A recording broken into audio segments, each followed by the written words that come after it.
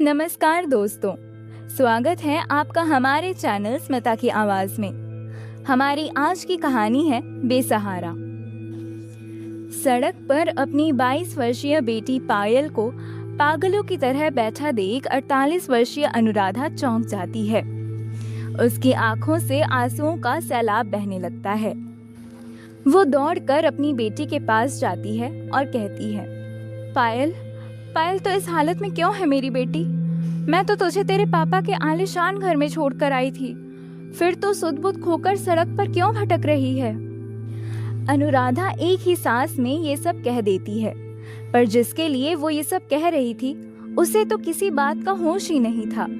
पायल एकटक सामने की एक दुकान की ओर देख रही थी। वो अपनी माँ की ओर देख भी नहीं रही थी। माँ की आवाज उसके कानों तक पहुंच रही थी, पर उसे समझने की क्षमता उसके दिमाग में नहीं बची थी। पास की एक दुकान का दुकानदार आकर अनुराधा से कहता है, बहन जी, आप इस पगली से क्या बात कर रही हैं?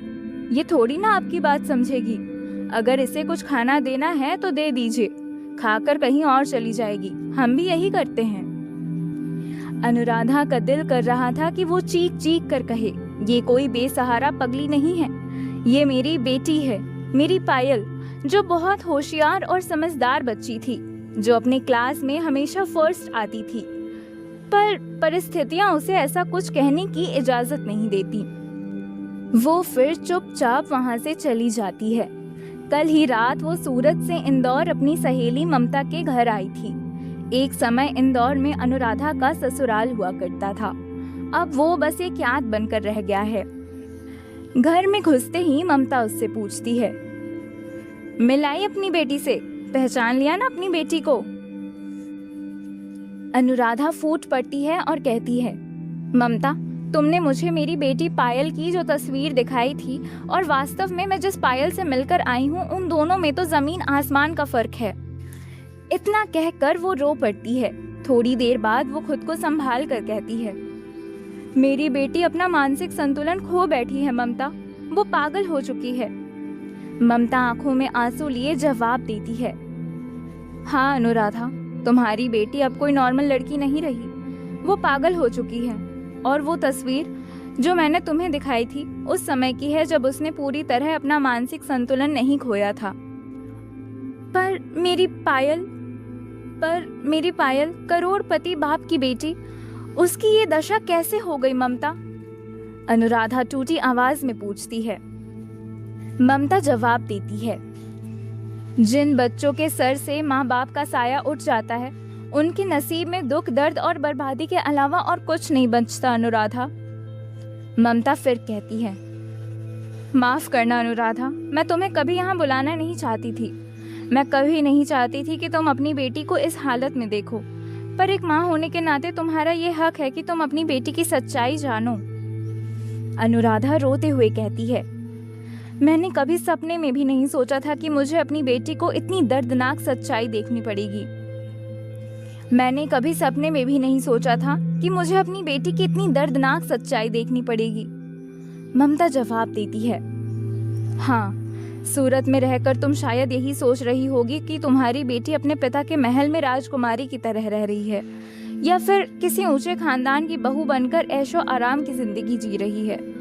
पर तुम्हारे इस भ्रम को तोड़ना जरूरी था।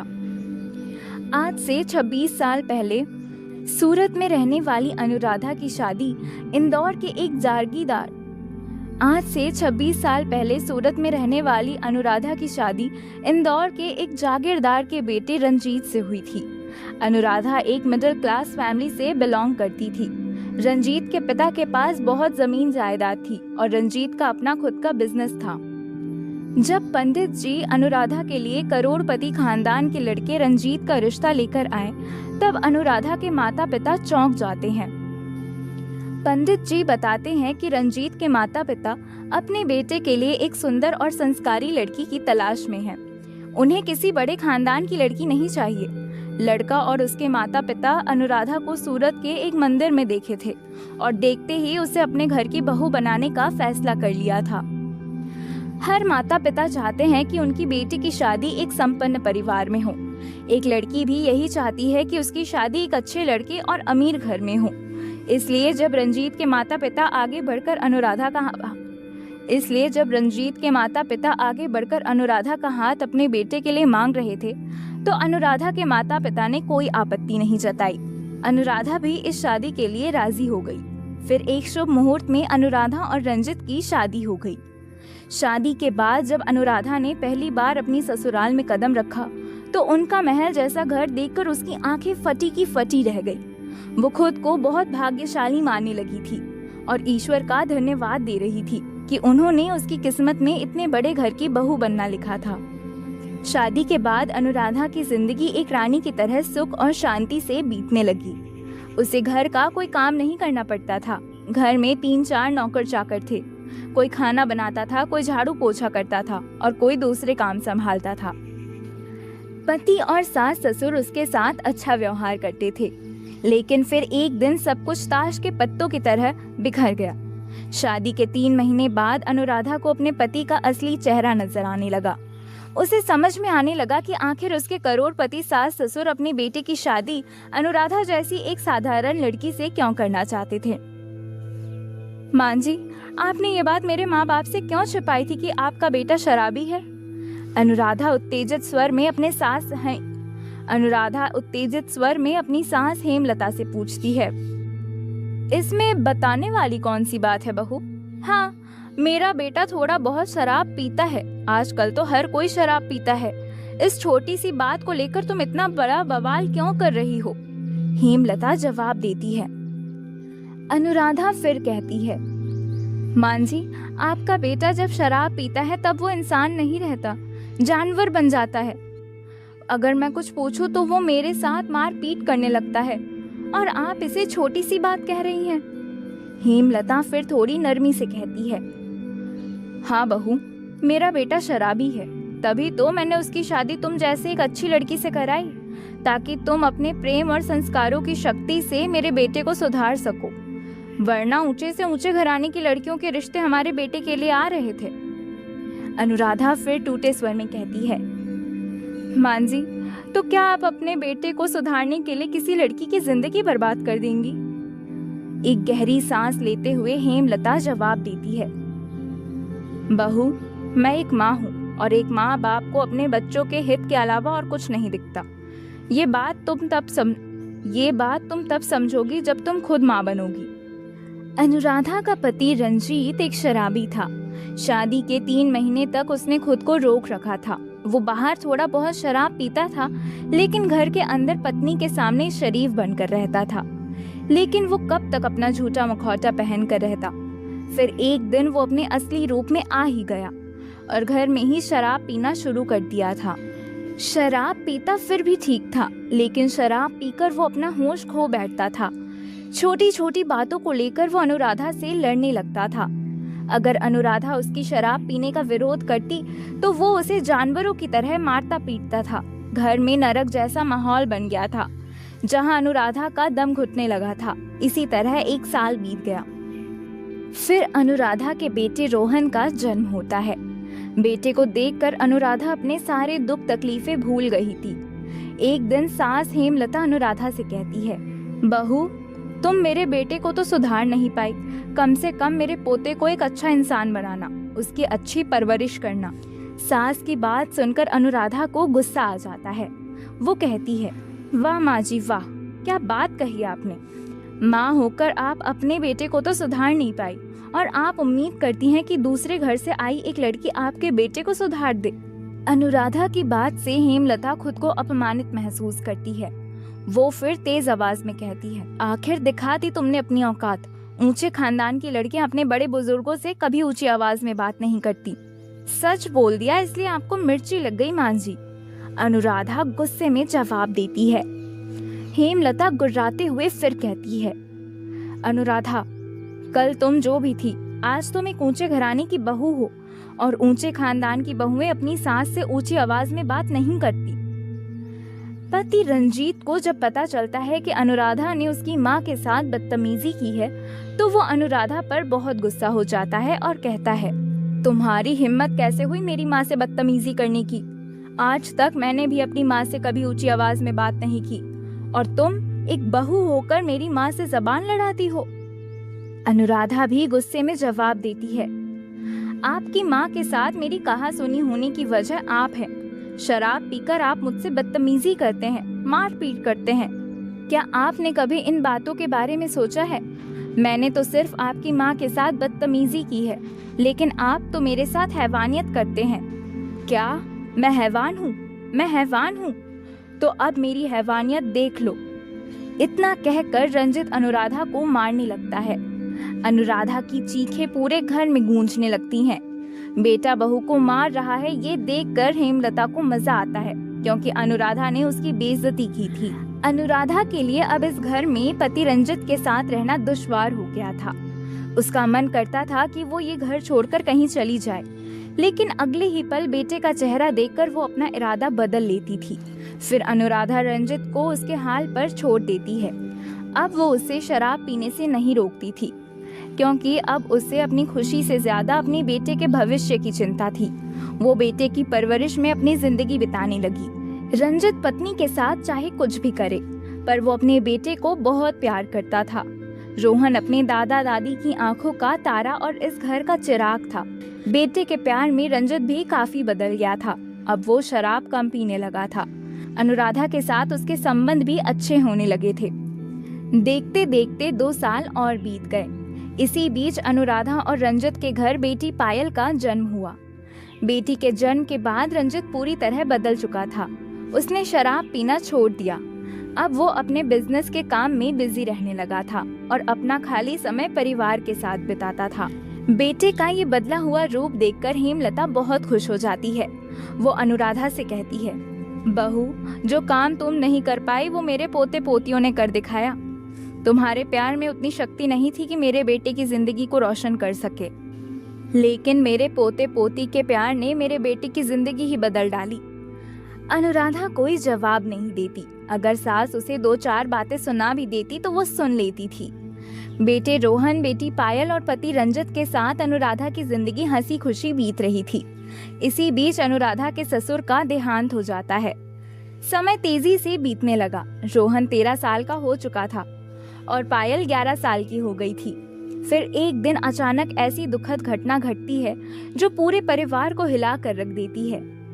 अनफॉर्चुनेटली रोहन की एक रोड एक्सीडेंट में मौत हो जाती है। रोहन की मौत से अनुराधा और रंजित को गहरा सदमा पहुंचता है। रोहन के गुजरे 5 दिन ही बीतते हैं। एक दिन सुबह शराब के नशे में धुत रंजित अचानक अनुराधा को मारने लगता है और कहता है, निकल जा मेरे घर से, तूने मेरे बेटे को मारा है। अब मैं तुझे इस घर में एक पल भी बर्दाश्त नहीं कर सकता। अनुराधा कुछ समझ नहीं पा रही थी कि आखिर उसका पति रोहन की मौत के लिए उसे क्यों जिम्मेदार ठहरा रहा है।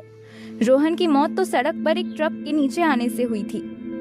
अनुराधा रो रो कर अपने पति से कहती है, आप मुझे क्यों मार रहे हैं? मैंने रोहन को कब मारा? रंजित फिर तेज आवाज में कहता है, तूने ही मेरे बेटे को मारा है। उस दिन घर की दोनों गाड़ियां गैरेज में होने के कारण रोहन स्कूल नहीं जाना चाहता था। मैंने और माँ ने कहा था कि अगर वो ऑटो से स्कूल नहीं जाना चाहता तो एक दिन स्कूल ना जाए, लेकिन तूने उसे जबरदस्ती ऑटो में बिठाकर स्कूल भेज दिया था। तूने कहा था कि एक दिन भी स्कूल मिस नहीं करना चाहिए, इससे पढ़ाई का नुकसान होता है। अब मेरे बेटे की जिंदगी का जो नुकसान हुआ है उसकी भरपाई क्या तू करेगी? इतना कहकर रंजीत फिर अनुराधा को मारने लगता है। हेमलता भी चिल्ला कर कहती है, मार बेटा, मार मार इस डायन को। इसने हमारा बच्चा हमसे छीन लिया, हमारे घर का चिराग बुझा दिया। इसके बाद पति और सास ने अनुराधा को घर से निकाल दिया। दरवाजे पर खड़ी अनुराधा रोती रही, गिड़गिड़ाती रही, मान जी, पायल के पापा, मुझे घर से मत निकालिए। मेरा बेटा तो चला गया है, पर मेरी बेटी को तो मुझसे अलग मत कीजिए। मैं अपनी बेटी के बिना जी नहीं पाऊंगी। लेकिन अनुराधा की मिन्नतें और उसका दर्द उसके सास और पति का दिल नहीं पिघला पाए। पति के घर से निकाले जाने के बाद अनुराधा पागलों की तरह सड़कों पर भटकने लगी। तभी रास्ते में उसकी सहेली ममता मिली। अनुराधा ने ममता को सारी कहानी सुनाई। ये सुनकर ममता हैरान रह गई। उसने अनुराधा को सलाह दी, अनुराधा, तुम सीधे पुलिस स्टेशन जाकर अपनी सास और पति के खिलाफ कंप्लेंट करो। देखना पुलिस कैसे इन दोनों को हथकड़ी पहनाकर थाने ले जाएगी। घर की बहू पर जुल्म करते हैं। अनुराधा टूटी हुई आवाज में कहती है, नहीं ममता, मुझे अपने सास और पति के खिलाफ कोई शिकायत नहीं करनी। वैसे भी उन्होंने सही ही तो कहा है। उस दिन अगर मैंने अपने बेटे रोहन को स्कूल नहीं भेजा होता तो आज रोहन हम सबके बीच होता। अनुराधा फिर कहती है, ममता, अब मुझे अपनी बेटी भी नहीं चाहिए। मुझे खुद पर से विश्वास उठ गया है, कहीं मेरी वजह से मेरी बेटी को भी कुछ हो ना जाए। इसके बाद बच्चे और परिवार से बिछड़ने का दर्द दिल में लिए अनुराधा अपने मायके सूरत चली जाती है। ममता समय समय पर फोन करके उसे उसकी ससुराल की खबर देती रहती थी। अनुराधा, तेरी बेटी बिल्कुल ठीक है। तेरी सास और तेरा पति उसका अच्छे से ख्याल रख रहे हैं। एक जिम्मेदार पिता की तरह रंजीत अपनी बेटी के भविष्य को लेकर बहुत केयरफुल है। तू सच कह रही है ममता, मेरी बेटी खुश है। उसका पिता उसकी अच्छी परवरिश कर रहा है। चलो, मुझे और क्या चाहिए। फोन की दूसरी तरफ से अनुराधा कहती है। कुछ दिनों बाद ममता के पति का ट्रांसफर मुंबई हो जाता है। उसका पति सरकारी नौकरी करता था। ममता अपने पति के साथ मुंबई चली जाती है।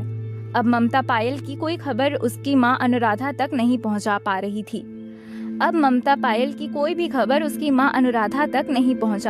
थी। अनुराधा ममता से कहती है, कोई बात नहीं ममता, मेरी पायल अपने पिता और दादी के साथ खुश होगी। मुझे विश्वास है कि मेरी बेटी एक दिन अपने माता पिता और अपने खानदान का नाम रोशन करेगी। दिन, महीना और साल बीतते गए। पायल अब 15 साल की हो चुकी थी। अगले साल उसकी बोर्ड की परीक्षा थी। पढ़ाई में पायल बहुत तेज थी। इसी बीच एक दिन पायल की दादी हेमलता की मृत्यु हो जाती है। परिवार पर एक और दुख का पहाड़ टूट पड़ता है। बेटा और पोती अभी इस सदमे से उभरे भी नहीं थे कि परिवार पर एक और कहर टूट पड़ा। बहुत ज्यादा शराब पीने के कारण रंजित का लिवर बुरी तरह खराब हो चुका था और अपनी मां की मृत्यु के ठीक 6 महीने बाद उसकी भी मौत हो जाती है। पिता की मृत्यु के बाद पायल का अब कोई अपना नहीं बचा था। वो पूरी तरह अकेली और बेसहारा हो चुकी थी। रंजीत के चचेरे भाई गौतम और उसकी पत्नी सुहाना पायल के गार्जियन बन जाते हैं, क्योंकि पायल अभी 15 साल की थी और नाबालिग थी। पायल के चाचा चाची उसके पिता और दादा द्वारा छोड़ी गई करोड़ों की संपत्ति हड़पना चाहते थे, लेकिन कानूनी रूप से ये संभव नहीं था। पायल के 18 साल होते ही सारी संपत्ति उसके नाम हो जाएगी। इसके बाद पायल के चाचा चाची उसे मानसिक रूप से प्रताड़ित करने लगे। उसे हर पल ये एहसास दिलाया जाता था कि वो एक पनौती है जिसने पूरे परिवार के सभी लोगों को खा लिया था। अपने ही घर में पायल के साथ गैरों जैसा बर्ताव किया जाता था। अपमान, उपेक्षा और अकेलापन ने बेसहारा पायल को अंदर ही अंदर तोड़ना शुरू कर दिया। वो डिप्रेशन में रहने लगी। पढ़ाई में भी उसका मन नहीं लगता था। किसी तरह उसने बोर्ड की परीक्षा पास कर ली, लेकिन आगे की पढ़ाई जारी रखने के लिए उसकी मानसिक स्थिति नहीं बची थी। धीरे धीरे पायल अपना मानसिक संतुलन खोती गई। घर में वो पागलों जैसे हरकतें करने लगी थी। वो चीजों की तोड़ फोड़ करती थी, खाना फेंक देती थी, कभी बहुत ज्यादा खाती थी तो कभी दिन भर भूखी रहती थी। एक दिन तो उसने घर का टीवी ही तोड़ दिया। लेकिन इतना सब करने पर भी उसके चाचा गौतम और चाची सुहाना पायल पर जरा भी गुस्सा नहीं होते थे, न ही कभी उस पर हाथ उठाते थे, क्योंकि चाचा गौतम और चाची सुहाना यही चाहते थे कि पायल पूरी तरह पागल हो जाए, तभी वो उसकी करोड़ों की संपत्ति हड़प सकते थे। जैसे जैसे पायल की उम्र बढ़ती गई उसका पागलपन भी बढ़ता गया। लेकिन 20 साल तक पायल घर में पागलों जैसी हरकतें करती रही। इसके बाद वो घर से बाहर निकलने लगी। सुबह सुबह घर से निकल जाती थी, कभी मोहल्ले की किसी दुकान पर जाकर बैठती थी तो कभी सड़क पर बैठी रहती थी। उसकी ये हालत देखकर हर किसी को दुख होता था। एक नामी ग्रामी खानदान की बेटी होने के कारण पायल को हर कोई पहचानता था। लोग बस यही कहते थे, बेचारी अनाथ लड़की अपने सभी अपनों को खोकर पागल हो गई। तभी ममता के पति का फिर से इंदौर ट्रांसफर होता है। इंदौर आकर ममता सबसे पहले पायल के बारे में पता करने लगी। जब उसने पायल को इस हालत में देखा और उसके पिता की अकाल मृत्यु के बारे में सुना तो उसके होश उड़ गए। ममता ने तुरंत अनुराधा को फोन करके इंदौर आने के लिए कहा। अनुराधा ममता के घर में बैठी अपनी बीती जिंदगी के बारे में सोच ही रही थी, तभी ममता उसके लिए चाय लेकर आती है। अपनी बेटी के बारे में क्या सोचा है अनुराधा? ममता ने दुखी स्वर में पूछा। सोचना क्या है ममता, मैं पायल को लेकर अपने साथ जाऊंगी। वो मेरी बेटी है, मेरे जिगर का टुकड़ा, ममता कहती है। हाँ, ले जाओ अपनी बेटी को अपने साथ, तुम्हारे अलावा पायल का इस दुनिया में कोई नहीं है। अनुराधा फिर रोने लगती है और रोते हुए कहती है, किसी अच्छे मेंटल हॉस्पिटल में मैं पायल का इलाज करवाऊंगी। अगर वो ठीक हो गई तो फिर से एक नॉर्मल और अच्छी जिंदगी जी सकेगी, और अगर वो ठीक नहीं हुई तो जब तक इस शरीर में जान है मैं अपनी बेटी पायल को अपने सीने से लगा कर रखूंगी। सड़क पर तो कभी उसे भटकने नहीं दूंगी। अगले दिन अनुराधा अपनी बेटी पायल को लेकर सूरत चली जाती है। बच्चों की जिंदगी में माँ बाप का होना बहुत जरूरी होता है। जिन बच्चों के सर पर माँ बाप का साया नहीं होता, वो जीवन के तूफानों में अकेले पड़ जाते हैं। दुख, तकलीफ, लोगों का उत्पीड़न और असुरक्षा की आंधियां उन्हें कहां से कहां ले जाएंगी, ये कोई नहीं कह सकता। अगर ये कहानी आपके दिल को छू गई हो तो वीडियो को लाइक और शेयर करें। आगे भी ऐसी ही भावनात्मक कहानियां देखने के लिए हमारे चैनल को अभी सब्सक्राइब करें। आप भारत के किस जगह से हमारी वीडियो देख रहे हैं, हमें कमेंट कर ज़रूर बताइए। तो मिलते हैं अगली वीडियो में एक और नई कहानी के साथ। धन्यवाद।